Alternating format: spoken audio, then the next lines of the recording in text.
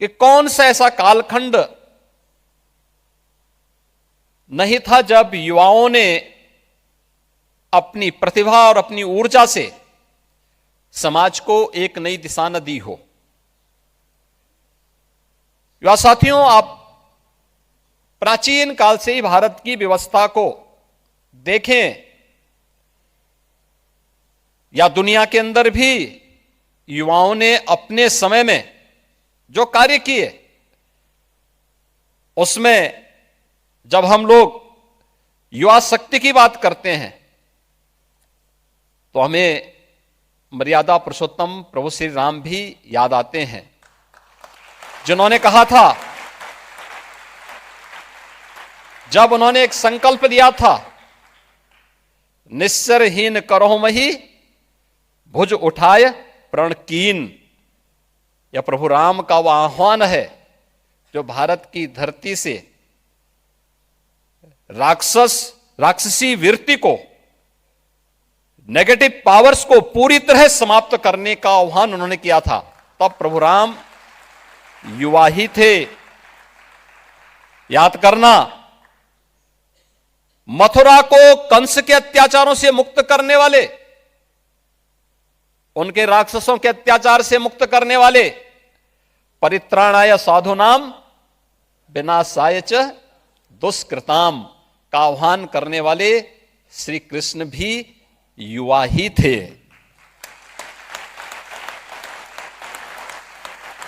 दुनिया को निर्वाण का संदेश देने वाले महात्मा बुद्ध ज्ञान प्राप्त करने के बाद पहला उपदेश इसी वाराणसी में देते हैं, सारनाथ में, और तब वे युवा ही थे। भारत के अंदर 4 कोनों में 4 पीठों की स्थापना करने वाले और भारत की सांस्कृतिक एकता को मजबूती प्रदान करने वाले आदि शंकर मात्र 32 वर्ष की आयु ही जिए थे। स्वामी विवेकानंद ने वैश्विक मंच पर भारत की प्रतिष्ठा को बढ़ाने का कार्य किया और मात्र 39 वर्ष का जीवन जिया था। स्वामी प्रणवानंद जी ने मात्र 42 वर्ष का जीवन जिया था। 1.25 लाख से एक लड़ाऊं तो गोविंद सिंह, इसका उद्घोष करने वाले गुरु गोविंद सिंह हों, महाराणा प्रताप हों, छत्रपति शिवाजी महाराज हों, ये सभी युवा ही थे।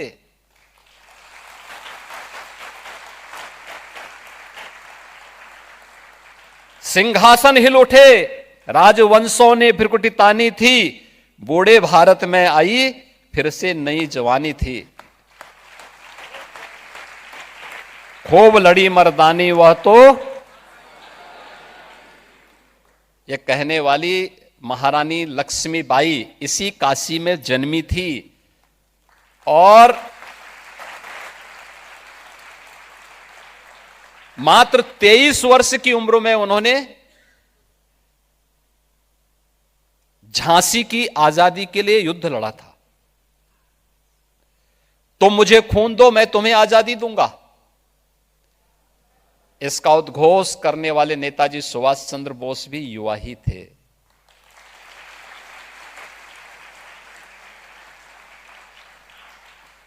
भारत की आजादी के लिए क्रांति दूत बनकर के जिन अमर बलिदानियों ने अपने आप को बलिदान किया, चंद्रशेखर आजाद, सुखदेव, राजगुरु, अस्फाउल्लाह खां, पंडित राम प्रसाद बिस्मिल, ठाकुर रोशन सिंह, ये जितने भी क्रांतिकारी थे, ये सभी युवा ही थे।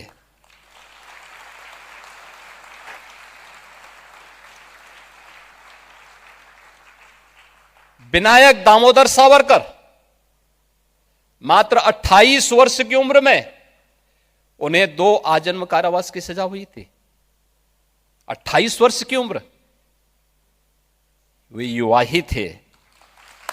और महाभारत का वह दृश्य जिसमें 16 वर्ष का अभिमन्यु चक्रव्यूह को बेधता हुआ कौरवों के छक्के छुड़ाता है, वह युवा ही थे। फ्रांस के लुइस ब्रेल ने मात्र 15 वर्ष की आयु में दृष्टिविहीनों के लिए लिपि की खोज की थी। 15 वर्ष की आयु क्या होती है? और कहते हैं सापेक्षता का सिद्धांत देने वाले आइंस्टीन की आयु उस समय जब उन्होंने यह सिद्धांत दिया था मात्र 16 वर्ष की थी।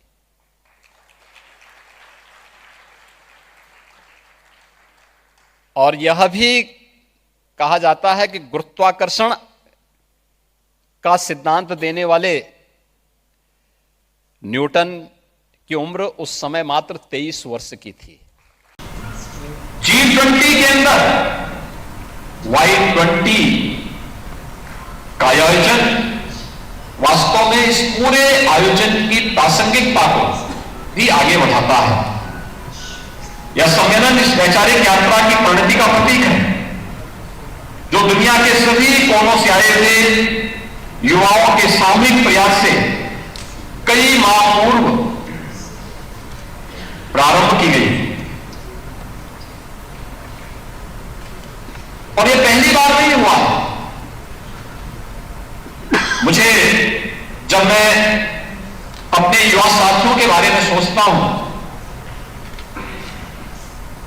और जब मुझे कहीं से लगता है कि लोग हमारे युवाओं के इस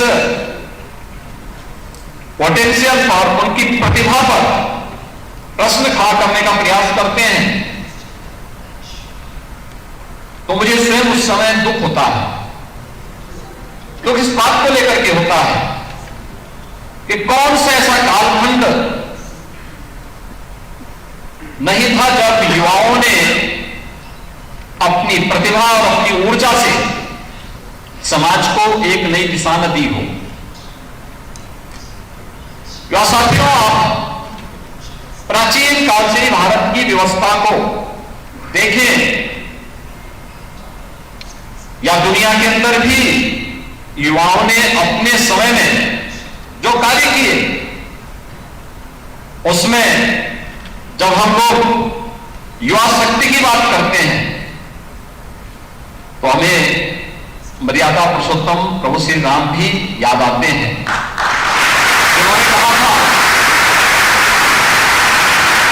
जब उन्होंने संकल्प लिया था, निस्सरहीन करो वही भुज उठाए प्रण कीन, यह प्रभु राम का वह आह्वान है जो भारत की धरती से राक्षसी वृत्ति को, नेगेटिव पावर्स को पूरी तरह समाप्त करने का आह्वान उन्होंने किया था। प्रभु राम युवा ही थे। याद करना, मथुरा को कंस के अत्याचारों से मुक्त करने वाले,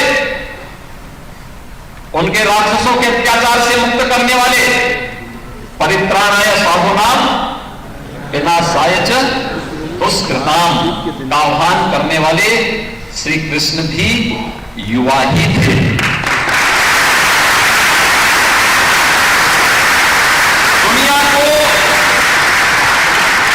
दुनिया को निर्वाण का संदेश देने वाले महात्मा बुद्ध